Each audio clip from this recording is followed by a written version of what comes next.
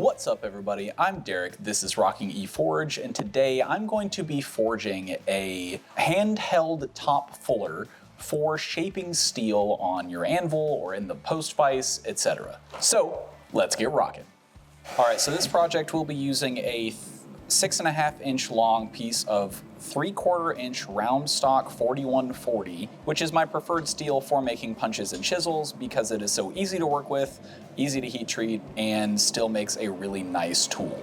And what I'm going to do first is forge this end into a taper.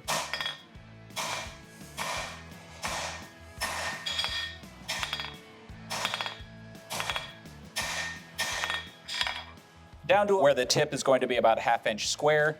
I'm going to forge that back up the handle a little bit. This is going to become the struck end, or the end that you strike with your hammer. And I want it to taper back or up to that 1/2 inch square in my hand just to get the shape that I want.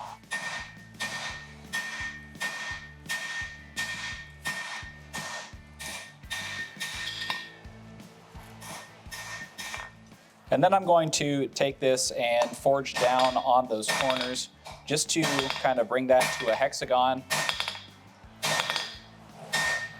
and make sure that those get carried up, because the overarching shape I'm going for here is roughly hexagonal.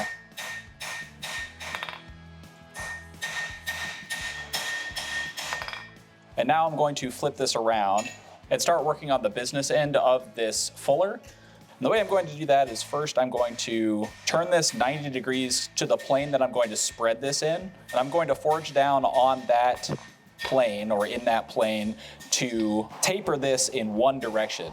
And I'm doing this in order to control the spread so that when I turn it 90 degrees from that plane, it won't spread nearly as much at the tip.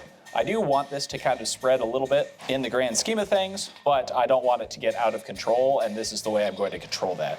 This is also going to establish square sides to the handheld portion, or the handle portion of this fuller, as opposed to having the rounded sides like you would see here. And this is kind of the pre-form of forging this fuller. And then once I'm ready to establish the actual tip of this business end, I'm going to turn this 90 degrees and then hammer down here on the end to establish the actual spread of the tip here.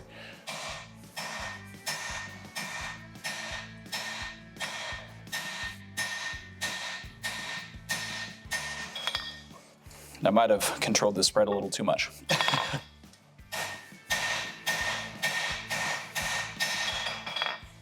And I'm going to forge this down to roughly as thick as I want the overall fuller to be.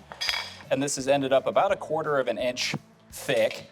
And I'm gonna do one more heat where I forge that just a little bit skinnier.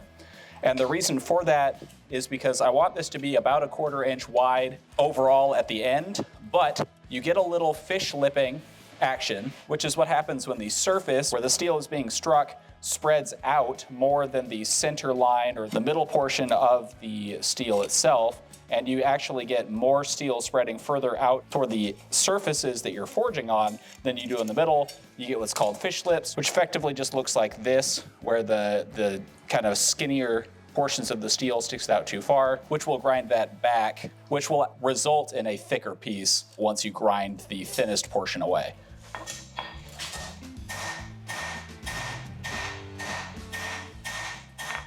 And once I've got the tip where I want it, I'm going to work that taper up and blend this into the main body of the chisel, or the punch.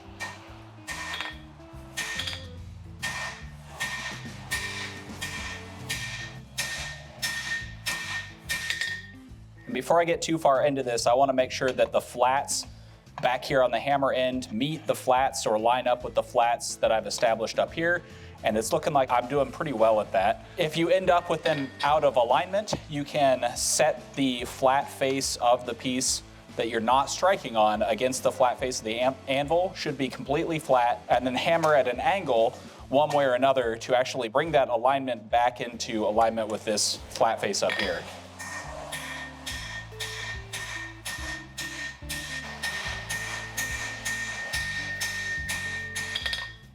And now that I've got this kind of established at the business end, I am going to spin this back around and work this direction on blending this into that taper so that it kind of tapers up and then back down to the struck end, simply because that's the look I'm going for, but you can absolutely do anything you want here.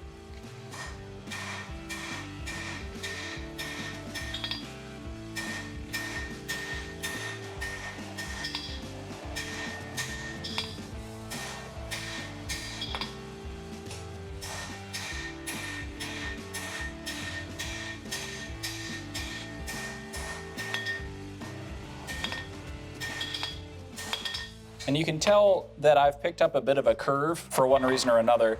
So I'm gonna fix that by just laying this as flat on the anvil as I can, making sure it's supported and at the tip and back here in the handle, and then slowly working it in back to relatively straight. And that thankfully didn't take too awful much. And I'm just working to get this as smooth as possible.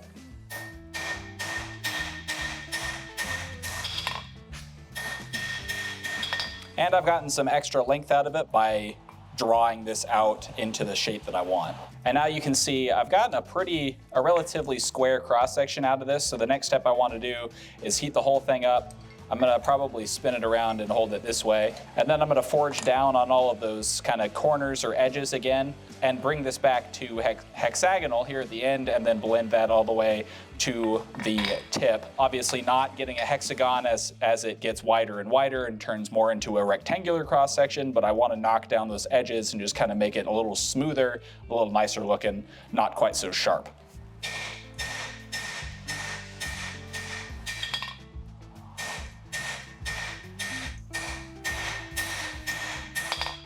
And to avoid putting a big divot in the side of my piece using the edge of the anvil, I'm gonna bring this to the horn as I get closer and closer to those wide portions.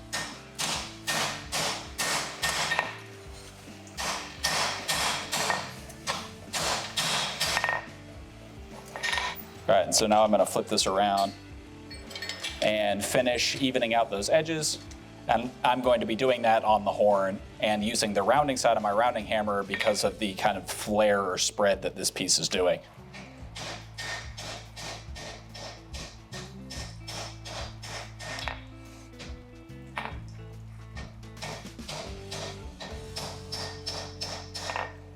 And that's going to pretty well bring it down to the last little bit of the forging process. Now I'm just going to planish and try to get these surfaces as consistent and even as possible. And then I'm going to toss this back in the forge and make sure I've got this as straight as I possibly can before I go ahead and anneal this, and then we'll move on to the grinding process tomorrow, and then it'll be ready for heat treat. And in order to anneal this, I'm going to bring it up to its critical temperature and then bury it in wood ash just here in my fire pit. And the process of annealing is to simply heat the steel up to its critical temperature or the transition temperature where it will start to create austenite, and then cool it down very, very slowly. And this is to relax the stresses in the steel by relaxing the actual dislocations put into the crystalline structure by the forging process. All right, so this is fresh out of the fire pit, fully annealed and ready for grinding. So we're gonna fire up the grinder, shape this thing the way I want it, and then get it back in the fire for some heat treat.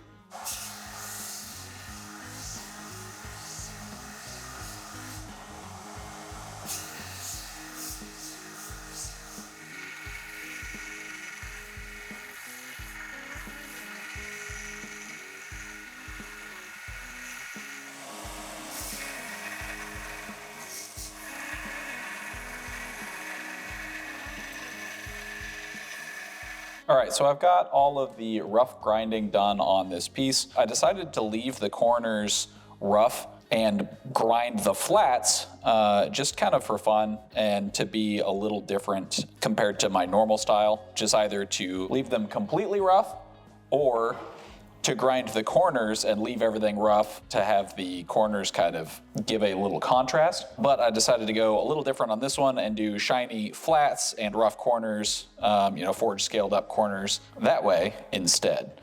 But it's now time to work on the tip. And as you can see, that tip is pretty lumpy and rough. You could do like this fuller, which is relatively flat across the tip, pretty much perfectly flat. There's a little bit of rounding just from use, but otherwise, and I've gotten a lot of use out of this fuller, but the reason I'm making this new one is because I want to go with a round-tipped fuller, similar to what I do with my chisels. And the reason for that is because I want to, like my chisels, be able to lay it on a piece of steel, fuller, and walk it in a groove I've fullered in along a piece if I so desire, and it gives me the opportunity to fuller something with the center of the fuller without imprinting the edge of the flat fuller into the piece if I'm trying. It kind of keeps the edges of the fuller up off the piece, as opposed to having the edge possibly digging in or leaving an impression, a sharp-edged impression in the piece that I'm trying to fuller into.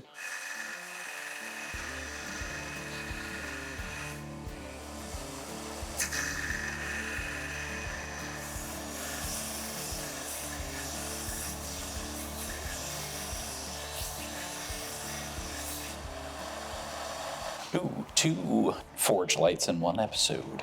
All right, so now it is time for the heat treatment process. And what I'm going to do with this steel, 4140 is not technically considered a water quench steel. However, following the guidance in Skills of a Blacksmith Volume 1, you can water quench thicker pieces of 4140, so that's what I'm going to do. What you're gonna see me doing is running this in and out of the forge just to heat it up as slowly as possible. I'm not just gonna stick it in the forge and let it heat up. That is going to minimize the amount of thermal stress that I put in the steel and minimize the risk of cracking. But before I actually go ahead and quench this piece of steel, I'm going to take it to the anvil and put in my touch mark before I throw it back in the fire. And then I'm going to get a preheated bucket of water going, and that's just hot water out of the tap. I don't measure it. Technically, there's probably some temperature that you're supposed to preheat this to.